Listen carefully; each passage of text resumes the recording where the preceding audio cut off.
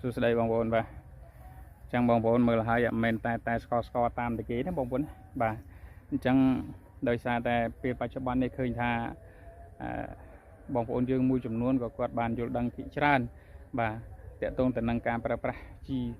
បាទកសិកម្មទៅលើដំណាំស្រូវប្រាំងរបស់ពុកម៉ែបងប្អូនបាទបងប្អូនឃើញនេះសុទ្ធតែកញ្ច្រៀងហើយនឹងចំបើងហើយលើស្រែនេះបងប្អូនណាបាទហើយទឹកក៏មានដែរបាទធ្វើបែបនេះក្រោយពេលដែលបងប្អូនយើងប្រមូលស្រូវអស់ហើយចេញពីស្រែបងប្អូនណាបើមានទឹកពុកម៉ែបងប្អូនវាយទៅមិនដុតទេបងប្អូនណាបាទមិនដុតទេបាទកាកសំណល់ដែលនៅក្នុងស្រែនេះគឺជាជីបាទបន្លែងទៅឲ្យធ្វើឲ្យខ្លាយទៅជាជីធម្មជាតិបងប្អូនបាទជាកំប៉ុស្តដែលធ្វើឲ្យដីពុកដីផុយដីធូរបាទដី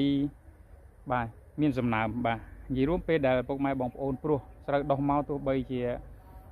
ដាច់ទឹកមុំក៏ស្រូវអត់ទាន់ងាប់ដែរបាទដោយសារតែក្នុងដីហ្នឹងគឺមានសំណើមបាទមានសំណើមច្រើនបាទដោយសារតែបងប្អូនយើងបាទប្រើនៅពពុះបាទ